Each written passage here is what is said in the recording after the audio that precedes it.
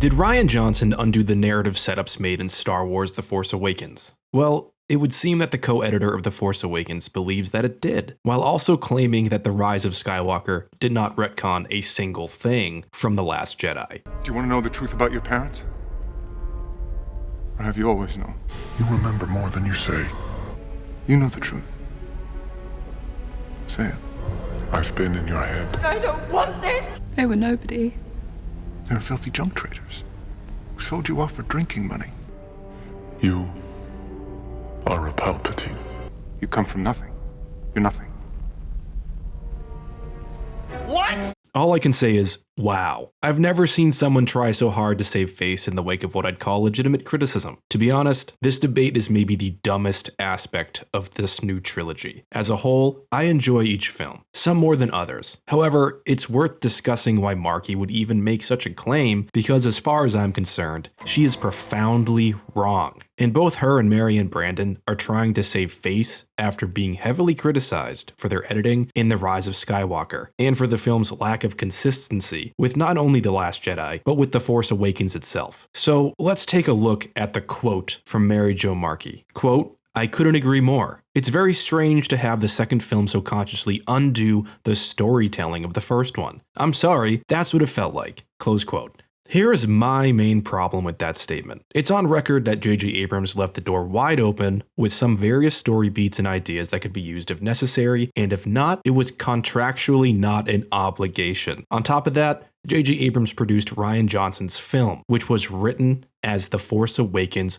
was being filmed. Meaning that if JJ was worried about Rian Johnson deviating way too far from what his trilogy should focus on, then it's actually JJ's job to speak up, and he didn't. That leads me to believe that the entire concept of it undoing anything is nothing more than petty deflection when under the eye of criticism. It's very easy to say, oh, it's not my fault. It's actually his fault. It's her fault. It's everybody else's fault. And I also think that thinking is childish. I don't believe Marion Brandon or Mary Jo Markey are obligated to like The Last Jedi or pretend that they do. That's not realistic. But they are completely disingenuous about what they are accusing The Last Jedi of, while making the ironic claim that their new film never deviated from the previous story. It's easy to say something undid the storytelling, but without a literal example of what she means specifically, it's all hot air coming from someone who just made arguably the worst paced Star Wars film, and potentially the worst paced blockbuster of this caliber ever.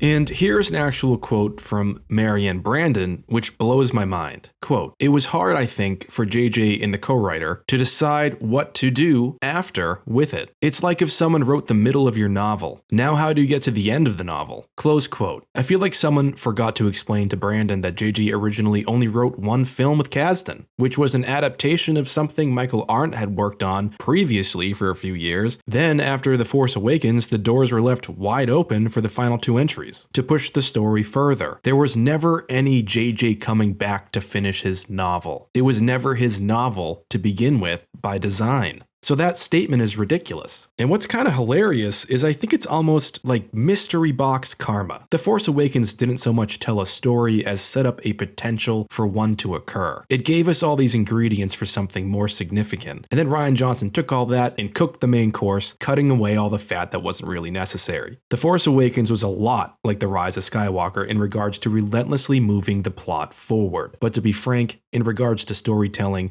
there wasn't that much going on. And I don't fault The Force Awakens for that, because it was a basic introduction back into the Star Wars franchise on the big screen. Familiar and easy to digest was necessary for the general audience. I don't care what anybody says, that is a fact. When we ask ourselves, where does the story go from here at the end of The Force Awakens? Why would the first assumption be, oh, we need to learn about who the Knights of Ren are. Oh, we need to learn about why Snoke projects himself like he does and why he's scarred, and if he's Darth Plagueis, and maybe he's that young Force kid from Revenge of the Sith, or maybe he's just another regular basic bad dude that Kylo should rage kill because The Force Awakens set up the same plot as the original trilogy. That sounds like a Star Wars visual dictionary walkthrough documentary, not a story. The Last Jedi Jedi, while polarizing, took everything important from The Force Awakens, which was the internal conflict inside each character, so that we could explore that. The Knights of Ren not appearing in The Last Jedi isn't a dropped storyline. It's part of a plot device during a Force vision with no reference to the past or future to make us go, wow, that's neat. Luke being on a secluded island cut off from the Force isn't an undoing of the story either. There's quite literally no suggestion either way as to what the hell was going on regarding Luke. And to be clear, Rian Johnson himself asked JJ to make sure to not have Luke being this all-powerful Jedi floating with rocks, etc. at the end of The Force Awakens, well before he wrapped shooting. This means that the concept of superhero megapower Luke, honestly, was never even a concept at all. And as I have always said, TLJ is closer to the original intention of what The Force Awakens was supposed to be than The Force Awakens was, which was to explore the Force and what that means now 30 years after the events of the prior trilogy, as well as who is Luke Skywalker now, what has happened, and how does Rey fit into this. That's really it. So to wrap this up, because I feel like this sounds like a rage piece and I'm not about the rage life, I think that people need to stop obsessing over this trilogy now, at least the way that they do. And sure, guilty as charged.